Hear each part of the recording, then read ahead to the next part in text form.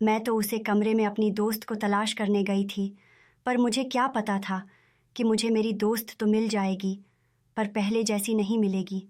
क्योंकि आज जो उसके साथ हुआ था, वह जानकर आप लोग भी हैरान रह जाएंगे और सोचने लगेंगे कि क्या भगवान का बनाया हुआ मनुष्य इस हद तक पहुंच चुका है कि अब वह कुछ भी कर सकता है। मैं आप लोगों को यह सच्ची कहानी सुनाने से पहले इतना ज़रूर कहना चाहती हूँ कि अब यह समाज समाज नहीं रहा। इसे समाज कहना छोड़ दें। अब यह एक जंगल है और जो यहाँ पर शिकारी नहीं होता है, वह यहाँ पर शिकार होता है। और मेरी दोस्त के साथ भी यही हुआ था, क्योंकि वह खुद शिकारी नहीं थी, इसलिए शायद शिकार हो गई। उसका नाम माला था। वह बहुत ही ज़्यादा सुंदर और खूबसूरत थी। उसकी बड़ी बड़ी आँखें मुझे बहुत अच्छी लगती थीं। उन आँखों में बड़े बड़े ख्वाब भी थे और उम्मीदें भी थीं। वह अपने परिवार वालों के लिए, अपने देश के लिए कुछ करना चाहती थी। हम लोग मेडिकल कॉलेज में पढ़ते थे और डॉक्टर बन रहे थे और हमारे आखिरी दिन थे। इसके बाद हमारी ड्यूटी भी शुरू होने वाली थी। पता है, बहुत से लोग डॉक्टर बनना चाहते हैं, पर उसके पीछे सिर्फ 2 वजह होती हैं। असल में 2 वजह ही होती हैं, बताई 3 जाती हैं। पहली ये होती है कि डॉक्टर को बहुत ज़्यादा पैसे मिलते हैं, अच्छी नौकरी मिल जाती है। अगर दिन में वह सरकारी नौकरी करे, शाम में अपना क्लिनिक बनाकर भी बैठ सकता है। धड़ाधड़ कमाई होती है, हाथ में पैसा ही पैसा होता है।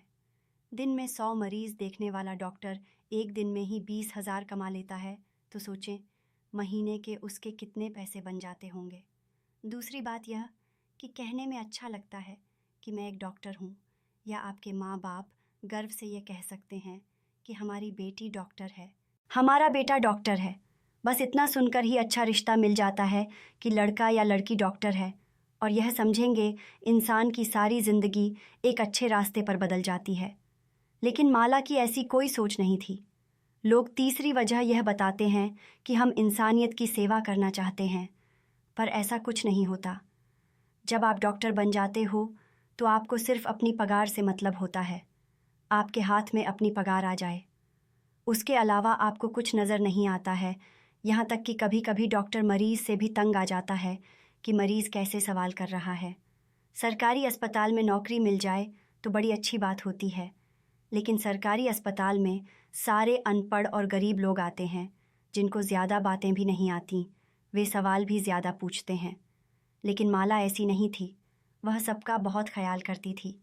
लोग नाइट ड्यूटी से दूर भागते थे, लेकिन वह जानबूझकर नाइट ड्यूटी लेती थी। कहती थी कि रात में भी तो मरीजों को किसी की ज़रूरत हो सकती है। अगर हम सारे ही नाइट ड्यूटी करने से इनकार कर देंगे तो फिर करेगा कौन।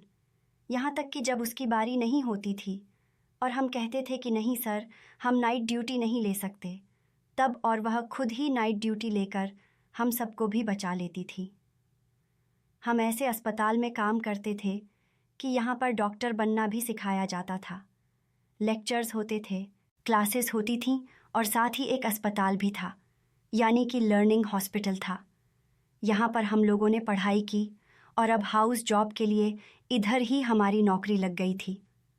मैं उसको कहती थी कि इतनी ज़्यादा अच्छी बनने की ज़रूरत नहीं है कि लोग तुझे गिलाने वाला समझ के निकाल जाएं। पर वह कहती थी कि मैं बड़ी मुश्किल से डॉक्टर बनी हूँ। मेरी माँ ने अपना गहना बेचा है, मेरे बाप ने अपनी छोटी सी गाड़ी बेच दी। मैं एक छोटे से शहर से आई हूँ और यहाँ आकर अब डॉक्टर बन गई हूँ।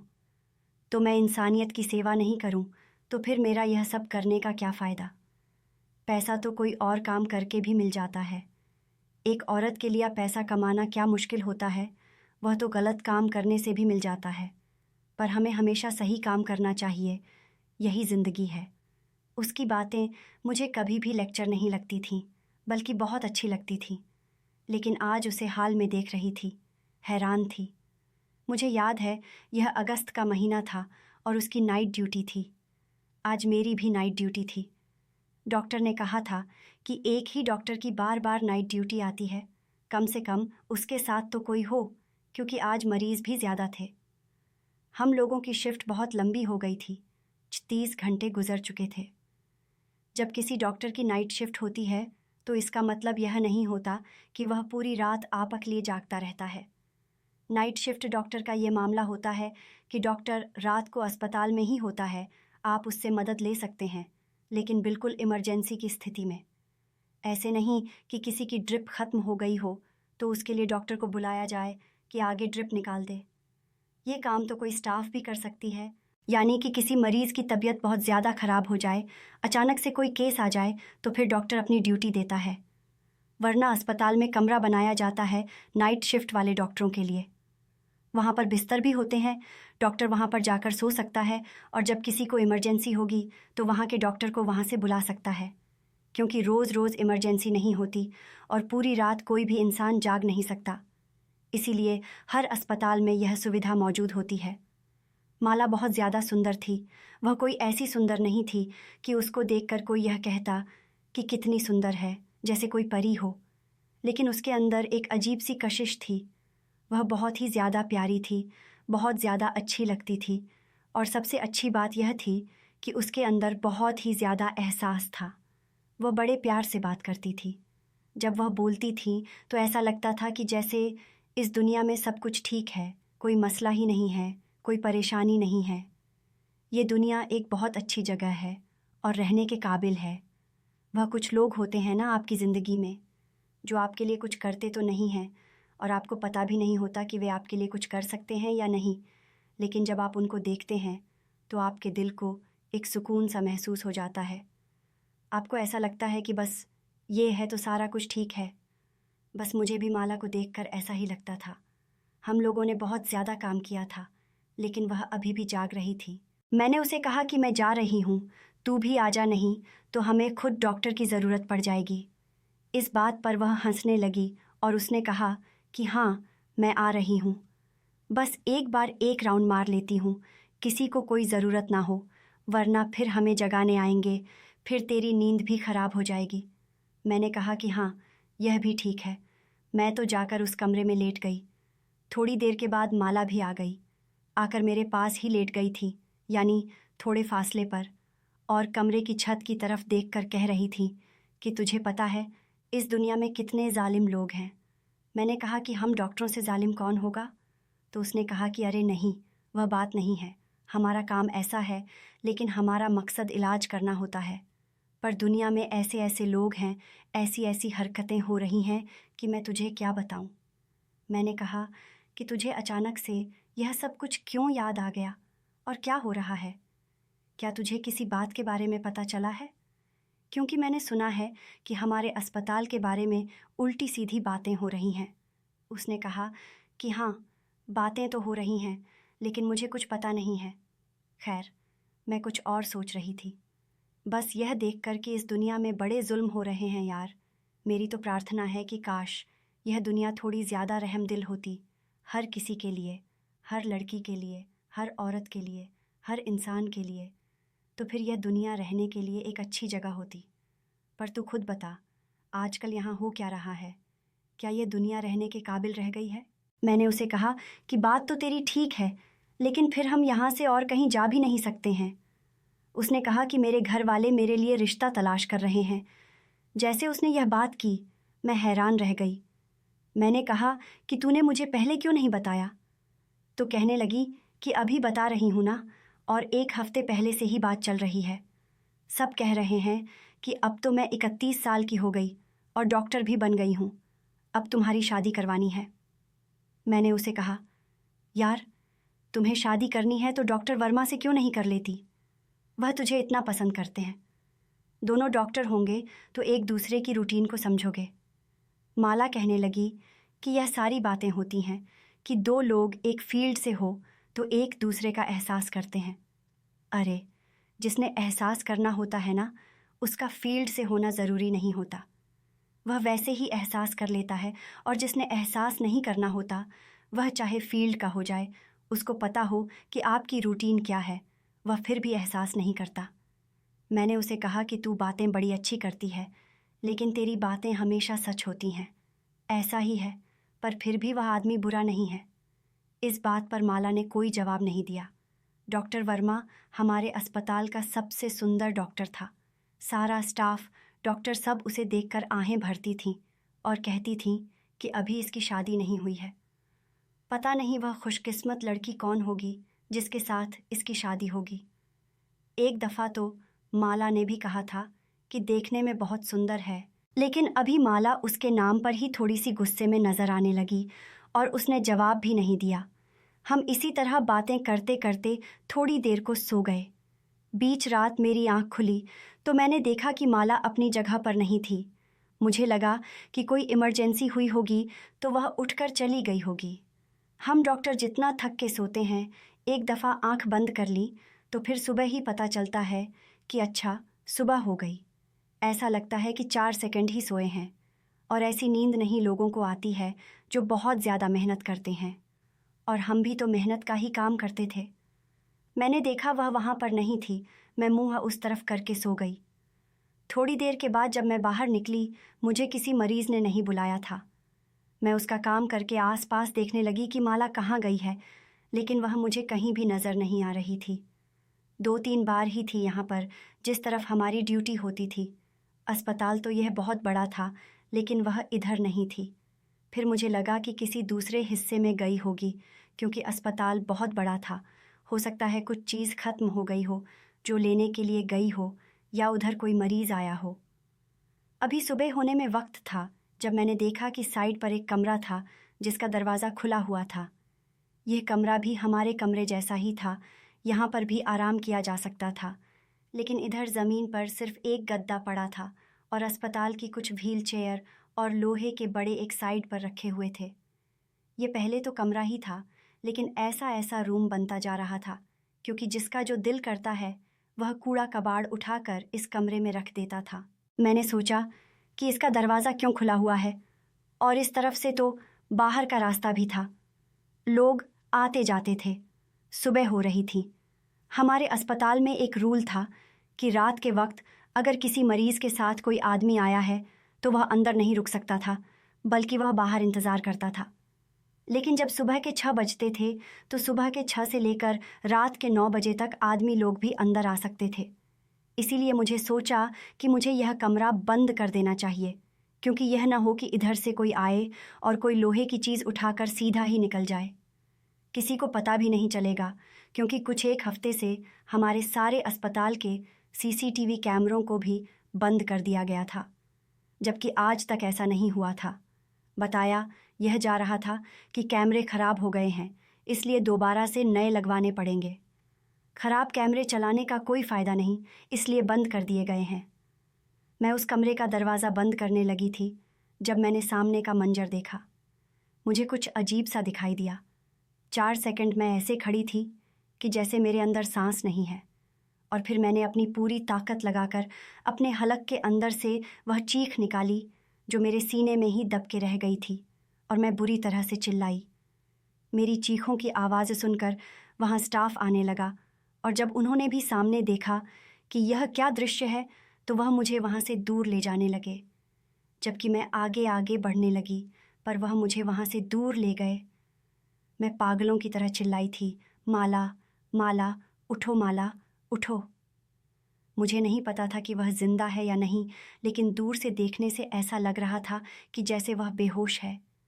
मैं खुद डॉक्टर थी। अगर मेरी दोस्त को कुछ होता, मैं क्यों ना उसकी मदद करती, लेकिन इन लोगों ने मुझे मदद भी नहीं करने दी, चेक भी नहीं करने दिया, देखने भी नहीं दिया। बस वही जो मैंने एक नज़र देखा था, उसके बाद ये लोग मुझे वहाँ से ले गए। मैं बहुत ज़्यादा परेशान थी। उसके बाद मुझे उस तरफ जाने नहीं दिया जा रहा था। सुबह हो गई थी और माला कहीं पर भी नहीं थी, क्योंकि माला शायद अब मुझे कभी दिखाई भी नहीं देती, मुझे कभी नज़र नहीं आती। वह शायद कभी किसी की सहायता न कर पाती, किसी के ज़ख्मों पर मरहम न रख पाती, क्योंकि अब वह इस दुनिया में नहीं थी और वह उसी कमरे में ही पड़ी थी। उसके साथ क्या हुआ था यह अभी पता नहीं था, लेकिन उसकी हालत बहुत बुरी थी। उसके शरीर पर कोई कपड़ा नहीं था। मुझे वहाँ से भगा दिया गया था, और अब मुझे कहा जा रहा था कि तुमने इस मामले में कुछ नहीं बोलना, नहीं तो तुम्हें निकाल देंगे।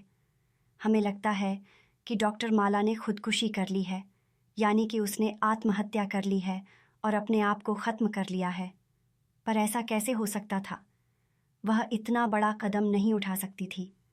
वह एक बहुत ही अच्छी और ज़िंदगी से भरी हुई लड़की थी। वह कभी भी नाउम्मीद की बातें नहीं करती थी। उसकी ज़िंदगी के कुछ वक़्त थे और मुझे रात को बता रही थी कि मेरी शादी होने वाली है, मेरे माँ बाप मेरे लिए रिश्ता देख रहे हैं। ऐसे में वह क्यों अपनी जान को खुद ख़त्म करेगी? और अगर उसने आत्महत्या की थी तो फिर उसकी ऐसी हालत क्यों थी? मुझे भी सही तरीके से पता नहीं चल रहा था, कोई बता नहीं रहा था। लेकिन थोड़ी देर के बाद एक खबर पूरे अस्पताल में आग की तरह फैल गई और मेरे कानों तक भी पहुंच गई थी। वह खबर यह थी कि डॉक्टर माला के साथ बहुत बुरा हुआ है और यह बुरा करने वाले कोई 8 से 10 लोग हैं। कहाँ गए हैं किसी को पता नहीं है। डॉक्टर माला इस दुनिया से जा चुकी है और अस्पताल वाले यह कह रहे हैं कि डॉक्टर माला ने आत्महत्या कर ली है। मेरे दिल पर क्या गुजरी थी मैं जानती थी। मुझे ऐसा लग रहा था कि जैसे जो कुछ माला के साथ हुआ वह माला के साथ नहीं बल्कि मेरे साथ हुआ है। अस्पताल में ऐसे लोग अंदर आ सकते हैं और उसके साथ यह सब कुछ हो सकता है। मुझे भी बुला लिया गया और कहा कि तुमने अपनी ज़ुबान नहीं खोलनी है, तुमने कुछ नहीं देखा, क्योंकि अगर तुमने अपनी ज़ुबान खोली और किसी को भी कुछ बताया तो हमारे अस्पताल की इमेज बहुत ख़राब हो जाएगी। यहाँ पर ना तो कोई पढ़ने के लिए आएगा और ना ही कोई डॉक्टर करेगा। अगर तुमने कोई भी शिकायत करने की कोशिश की, हम तुम्हें इस अस्पताल की नौकरी से निकाल देंगे और तुम्हारे खिलाफ केस बनाएंगे कि तुम अच्छी डॉक्टर नहीं हो। तुम्हारे हाथों में कोई मरीज़ ख़त्म हुआ है, फिर तुम्हें किसी और अस्पताल में भी नौकरी नहीं मिलेगी। मैं भी माला की तरह गरीब घर से ही थी और अपने माँ बाप का जेवर बेचकर डॉक्टर बनी थी, इसलिए मैं चुप हो गई। लेकिन मेरा दिल किस कदर परेशान था और कैसे फटा जा रहा था, यह सिर्फ मैं ही जानती थी।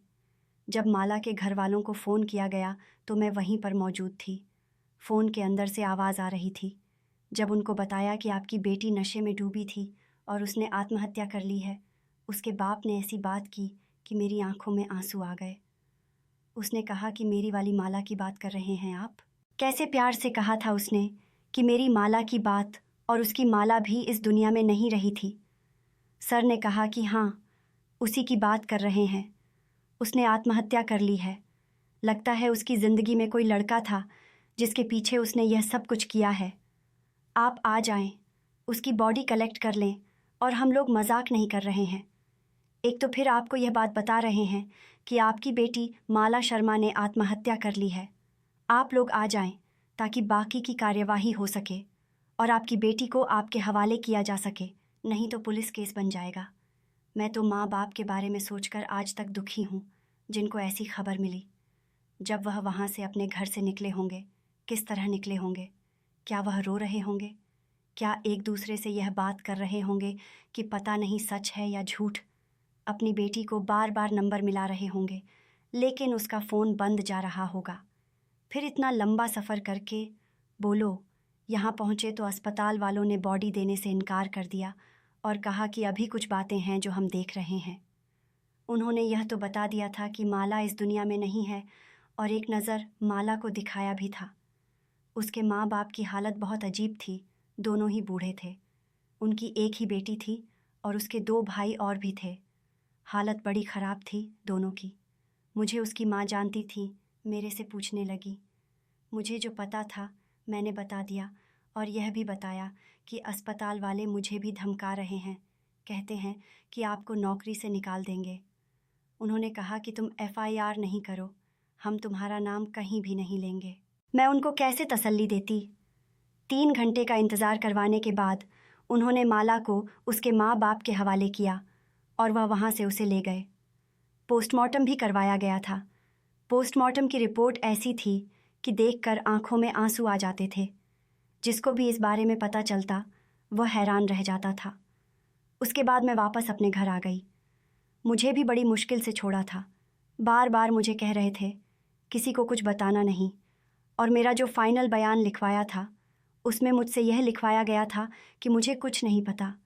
मैं तो सो रही थी, माला भी कमरे में सो रही थी, लेकिन सोने से पहले वह यह कह रही थी कि मैं आत्महत्या करना चाहती हूँ।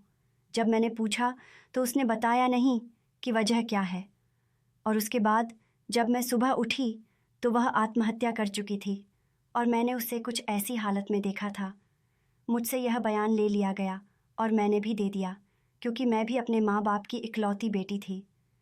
क्या मैंने अपनी दोस्त के साथ गद्दारी की थी? शायद हाँ। मेरे दिल पर दो बोझ थे। एक तो यह कि मेरी दोस्त इस दुनिया से चली गई, वह भी ऐसे बुरे तरीके से, और दूसरा बोझ जो मेरे दिल पर था वह यह था कि मैं उसके लिए कुछ कर नहीं सकी, उल्टा मुझे अपना बयान भी बदलना पड़ा। कैसा ज़माना था। मैं घर आ गई, लेकिन शाम तक यह देखकर हैरान रह गई थी कि माला के लिए पूरा शहर निकल आया था। सब लोगों को बात का पता चल गया था। बात बाहर कैसे निकली यह कोई नहीं जानता है। यहाँ तक कि तस्वीरें और वीडियो भी वायरल हो गई थीं।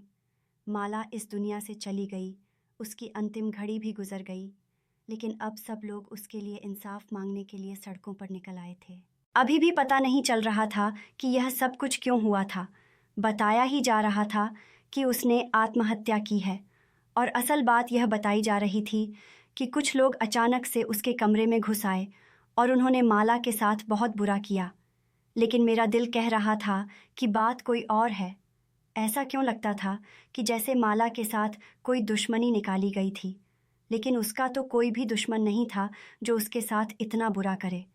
फिर यह सब क्या हो रहा था? पूरा शहर जमा हो गया।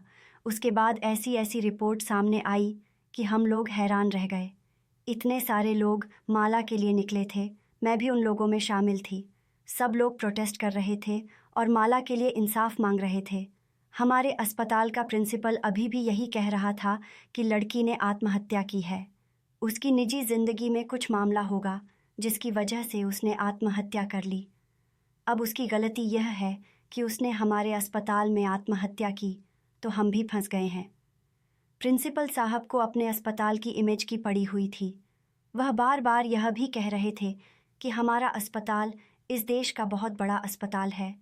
यहाँ से पता नहीं कितने अच्छे अच्छे डॉक्टर निकले हैं, और आप लोग कैसे हमारे खिलाफ बातें कर सकते हैं? मैं ऐसा नहीं होने दूंगा। आत्महत्या करना किसी भी व्यक्ति की अपनी मर्जी होती है। कोई उससे न तो करवाता है, न वह किसी की बातों में आकर करता है, बल्कि वह यह काम खुद ही करता है, और यह बात आप लोगों को भी पता है। अब कोई ऐसा करता है तो इसमें अस्पताल वालों का क्या कसूर है? उन्होंने एक ही सबक याद किया हुआ था, जिसको वह किसी रोबोट की तरह सब लोगों को सुनाते फिर रहे थे अपने अस्पताल को बचाने के लिए। बार बार यह कह रहे थे कि लड़की ने आत्महत्या की है, जबकि पोस्टमार्टम रिपोर्ट में साफ लिखा हुआ आया था कि आत्महत्या का मामला था ही नहीं। कुछ दिन और इसी तरह गुजर गए। अभी भी इंसाफ मांगा जा रहा था कि किसी तरह उन लोगों को पकड़ा जाए, उन्हें सज़ा दी जाए। लोग इस कदर गुस्से में थे कि कह रहे थे कि अगर यह काम पुलिस या कॉलेज वालों से नहीं होता तो हम खुद उन लोगों को तलाश करेंगे और ऐसी सज़ा देंगे कि सबको पता चल जाएगा कि किसी औरत के साथ बुरा करने की सज़ा कितनी बुरी हो सकती है। लेकिन वह लोग इतनी चालाकी से भागे हुए थे, अभी तक पता नहीं चल रहा था कि कहाँ हैं। पर फिर बीच की बात पता चल गई। मामला कुछ ऐसा था कि अस्पताल के लोग, जिसमें प्रिंसिपल भी मिला हुआ था, वह अस्पताल में कुछ बुरा कर रहे थे। इंसानी अंगों की स्मगलिंग कर रहे थे, और इस बात के बारे में माला को पता चल गया था। इसलिए उसको चुप करवाने के लिए उसके साथ यह सब कुछ किया, और दोबारा कोई इन लोगों के खिलाफ आवाज़ ना उठाए, इसलिए उसकी हालत इतनी बुरी हालत बन जाए कि जो उसको देखे उसके बारे में सोचे, वह अस्पताल वालों से डरे, और यह डर उनके दिल में बैठ जाए कि इनके खिलाफ जो भी कुछ बोलता है उसके साथ यही होता है। आज इस बात को 10-12 दिन हो गए हैं। हम अभी भी माला के लिए इंसाफ मांग रहे हैं, सड़कों पर निकल रहे हैं। हैरान हूँ कि कितने लोग हैं जो उसके लिए सड़कों पर निकले हैं। मैं तो सोचती थी कि शायद इंसानियत ख़त्म हो गई है, कोई किसी के लिए नहीं निकलेगा, लेकिन सिर्फ अपने देश के लोग ही नहीं, आसपास के लोग भी जो दूसरे देशों में रहते हैं, जो इस चीज़ को समझते हैं, जो हमारी ज़बान और हमारे कल्चर से थोड़े भी करीब हैं, वह भी इस मामले पर बोल रहे हैं, इंसाफ मांग रहे हैं और माला से हमदर्दी कर रहे हैं। उन लोगों को भी फ़िक्र है एक लड़की की जो अभी दुनिया में तो नहीं है, लेकिन कम से कम उसे इंसाफ तो मिलना ही चाहिए। मेरे दिल पर भी एक बोझ है। मैं इस बोझ को कम करने के लिए ही यह कहानी किसी तरह आप लोगों तक पहुंचा रही हूं, क्योंकि सब लोगों को असल बात का पता होना चाहिए, ताकि लोग उसकी मदद करने के लिए बाहर निकलें और सब मिलकर आवाज़ उठाएं ताकि कुछ न कुछ हो जाए। माला एक छोटे से परिवार, एक छोटे से शहर से थी, जहाँ से किसी आम लड़की का डॉक्टर बनकर निकलना कोई आसान या आम बात नहीं होती है। उसे उसके लिए बहुत ज़्यादा मेहनत करनी पड़ती। डॉक्टर वही बनता है जो मेहनत करता है, और ऐसे छोटे से शहर से उठकर डॉक्टर बनना एक बहुत बड़ी बात है। कुछ डॉक्टर बहुत ज़्यादा बदतमीज़ होते हैं, मरीज़ के साथ बदतमीज़ी करते हैं, उसके साथ आए हुए लोगों के साथ बुरी बुरी बातें करते हैं, उनको बाहर निकाल देते हैं। ये नहीं समझते हैं कि कोई भी इंसान जो मरीज़ के साथ आता है वह अस्पताल को सुध समझ कर नहीं आता। उसे कोनों कोनों में जाकर यह नहीं देखना होता कि यह अस्पताल कैसा है, कौन सी चीज़ कहाँ पड़ी है। जाहिर है वह अपने मरीज़ के लिए ही परेशान होता है, लेकिन कुछ डॉक्टर उसे बुरी बुरी बातें सुना देते हैं और कहते हैं कि हम संभाल लेंगे, आप यहाँ से चले जाओ। मुसीबत तो वही होती है ना जो आपके अपने ऊपर होती है। दूसरे की मुसीबत तो आपके लिए कुछ नहीं होती। दर्द तो वही होता है जो खुद को होता है, जो दूसरे को होता है वह दर्द थोड़ी होता है, वह तो नाटक होता है। इस तरह के डॉक्टर भी होते हैं और हर इलाके, हर शहर, हर देश में होते हैं, और हम सब जानते हैं कि हमारा भी कभी न कभी ऐसे डॉक्टर से पाला ज़रूर पड़ा। लेकिन अगर मैं माला की बात करूं तो मैं अभी भी यह सोच सोच कर रो रही हूं कि एक तो वह बहुत अच्छी डॉक्टर थी, और फिर वह कितनी ज़्यादा अच्छी डॉक्टर थी। वह सिर्फ डॉक्टर ही नहीं थी, उसे इंसानों से प्रेम था। वह कहती थी कि मैंने सबकी सेवा करनी है। अपने से ज़्यादा वह अपने मरीज़ों के बारे में सोचती थी, कहीं भी गलती नहीं करती थी। बहुत तेज़ थी, उसके अंदर काम करने की सच्ची लगन थी। वह कभी भी अपने काम से थकती नहीं थी। वह कहती थी कि जो काम करने के मैंने सपने देखे, मैं उस काम को करने से क्यों परेशान होंगी, मैं तो कभी भी नहीं थकूंगी। वह ऐसे तेज़ तेज़ भागती, एक मरीज़ भले उसे 10 दफ़ा बुलाता, वह कभी भी गुस्सा नहीं करती थी। उसके चेहरे से भी नज़र नहीं आता था कि उसको गुस्सा आ रहा है, बल्कि वह अच्छे तरीके से जवाब देती थी और अच्छे तरीके से बात करती थी। नाइट ड्यूटी भी तो इसीलिए बार बार लगवाती थी, क्योंकि मुझे पता था कि नाइट ड्यूटी मुश्किल होती है, लेकिन रात में भी मरीज़ों को डॉक्टर की ज़रूरत होती है। इस देश को, सच अस्पताल को, ऐसे इलाके को एक बहुत अच्छी डॉक्टर से महरूम कर दिया। नहीं तो वह बहुत अच्छी डॉक्टर बनती और इससे भी ज़्यादा नाम बनाती, लोगों की मदद करती, क्योंकि ऐसे लोग हज़ारों में कम होते हैं। लेकिन मैंने एक बात देखी है कि अच्छे लोग जल्दी मर जाते हैं। कहते हैं कि जब तक इस दुनिया में एक भी अच्छा इंसान बाकी रहेगा, तब तक यह दुनिया ख़त्म नहीं होगी। इसलिए शायद सारे अच्छे इंसान ही सबसे पहले इस दुनिया से चले जाते हैं और बुराई देर से मरती है। बस अब वह हमारी यादों में है। उसकी तकलीफ़, उसका दर्द तो ख़त्म हो गया, लेकिन हम सब लोगों का शुरू हो गया, क्योंकि उसने जाते जाते हमें यह दिखा दिया कि इस दुनिया में कितने बुरे बुरे लोग मौजूद हैं, और हम लोग यहाँ पर महफूज नहीं हैं, सुरक्षित नहीं हैं, क्योंकि यहाँ पर ऐसे बुरे लोग भी रहते हैं। और जो लोग इस समाज में नए और आगे लेकर आ रहे हैं, अपने बच्चे पैदा कर रहे हैं, उनको चाहिए कि वह अपने बच्चों का ख्याल रखें और उनको इतना मजबूत और बहादुर बनाएं कि कल को उनके साथ बुरा करने वाले के साथ वह खुद ही लड़ सके। अब हर इंसान को हीरो बनना पड़ेगा। एक हीरो सारी दुनिया को नहीं बचा सकता, हम सबको अपना हीरो भी बनना पड़ेगा। आप लोग बताइएगा कि आपको इस बारे में पहले से पता था या नहीं, और यह जानने के बाद आपको कैसा लगा, और आप इस बारे में क्या कर रहे हैं। क्या आपने भी बाहर निकलकर उसका साथ दिया है, या कहीं पर कोई ऐसा छोटा सा भी कदम उठाया है जिससे यह पता चले कि आप उस बेचारी लड़की के साथ खड़े हैं। जितना हो सके उतना डॉक्टर के लिए आवाज़ उठाएं, ताकि उस दरिंदे को सज़ा मिल सके जिसने इतनी बड़ी हैवानियत को अंजाम दिया। दोस्तों, उम्मीद करती हूँ आपको हमारी कहानी पसंद आई होगी। कहानी पसंद आई है तो वीडियो को लाइक करें, चैनल पर नए हैं तो चैनल को सब्सक्राइब करें, और हाँ, नोटिफिकेशन बेल को ज़रूर दबाएं ताकि अगली अपडेट सबसे पहले आपको मिले।